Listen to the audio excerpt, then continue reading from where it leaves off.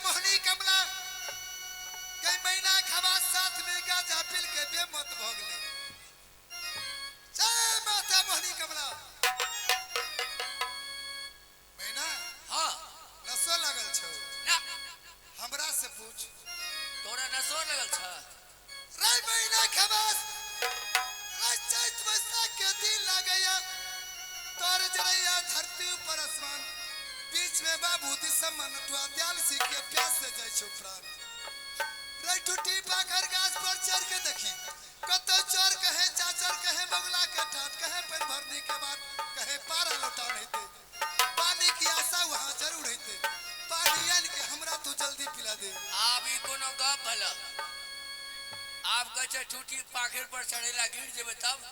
रे मैना फूल के सामान बना के तोरा ठूठी पाखर गाछ ऊपर चढ़ा देबो गिर यहाँ नहीं तू गिर जेबी ते फूले के सामान नीचा गिरनी अरे ठूठी पाखर पर चढ़ के भैया से चढ़ के ना हां चारों तरफ घूम के देखी अत्ते तोरा प्यास लग गेल ना रे कमन सुखा रहल छौ आब न लागे छौ प्राण ध्यान से के बसते और तोरे के कार तोरा हम संगे बोर्ड के लिया हो मैंने अरे जल्दी रे जल्दी चहरी जोने बेटा रे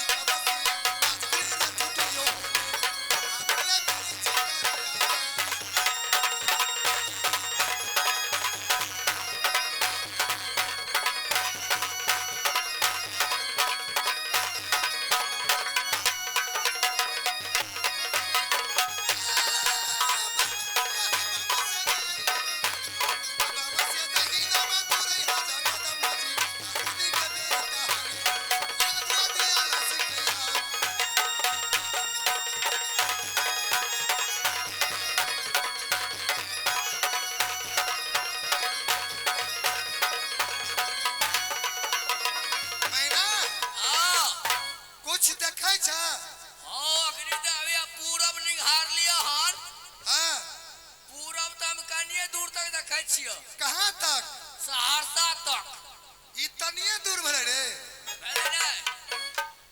अरे पूरा ते भाटी राज बगा नहीं ना जोगनी कामुर चापड़ी आराज पड़े छे ई बता कहे पानी को देश हो ओने कतो ने चोर ने चाचा ने पोखे ने लो नहीं लाड़ कुछ नहीं आहा रे महीना खवास पश्चिम में है घूम के देखे कहे चोर कहे चाचर कहे बंगला के ठाट कहे पेन भरनी के बात हेते पश्चिम में तो से कनिए दूर तक देखे छिए कहां तक दरभंगा तक रे ती कनिए दूर भले अरे नहीं कुछ देखे छी कतो ने पोखे ने धाके ने कॉल ने लो नहीं लाड़ कुछ नहीं आहा रे महीना खवास रे उत्तर में से घूम के देखी बाबा भोला के दरबार पड़े छे हिमाचल प्रदेश पड़े छे उतरो देखे छिए कुछ काहे नहीं छा नहीं आहा रे महीना खवास रे दक्षिण में से घूम के देखी माता गंगा के दरबार पड़े छे पानी के आशा जरूर हेतै ओ ये हम कहो सुतार दलियो की बोलो दक्षिण त देखे छिए कौन चीज रे एगो गोल गोल एगो पट गोल रे महीना खवास रे 12 बरस के उम्र हमरा बीत गेले लेकिन अखन तक नहीं बुझलिए गोल केकरा कहै छै पत गोल केकरा कहै छै भैया उतरो दे हम बता दै छियो महीना बा अरे आखिरी तक लिया दक्षिण में हां एगो गोल गोल एगो पट गोल लेकिन एकर समक्का हम नहीं बुझलिए कि गोल तू केकरा कहै छी पत गोल केकरा कहै छी बरोबर नहीं बुझे छ ना कथी का आदमी छ रे बेवकूफ जहां बात के जानकारी हमरा वह बात कहबो अगर हम ऐसे दक्षिण से मार देबो तो बुझ जबो रे पहले बकरी बाजार तोरा तब भेज देबो खुशी में सर अब बकरी बाजार में जाके तो हमरा सास चली सबसे बियाह कर दे हमरा अरे हम जवान की यार से नहीं बियाह करबो अब हमरा दो चार गो बुढ़िए के नंबर दे रे बेवकूफ शादी करबे तो जवान जहान से कि बूढ़ पुरान से ओ जवान की यार के कहबे बियाह करबी तो मार बिड़ते नहीं मारतो आ बुढ़िया के कहबे बियाह करबे तो जा दुखता भाग जेबे हम बुढ़िया से करबी हमरा बेसी लो बुढ़िए पर रही मैना हां रे एकर समक्का तू हमरा जल्दी बता दे भैया रुक के देखबै छियो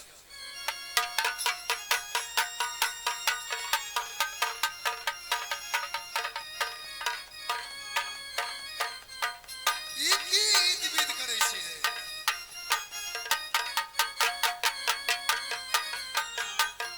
आ देखो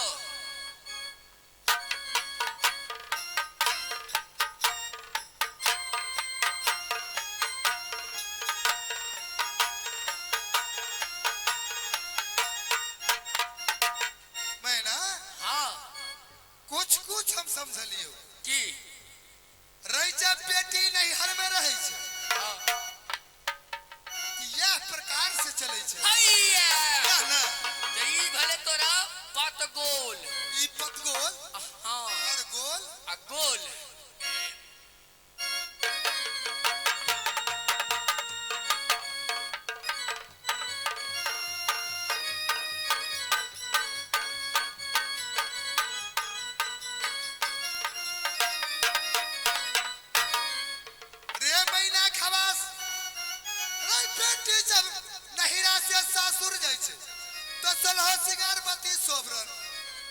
लवंग मार के चले छे रास्ता में गांव के पुतौह त नहीं छे हइया अच्छा तो ई भले तोरा के और गोल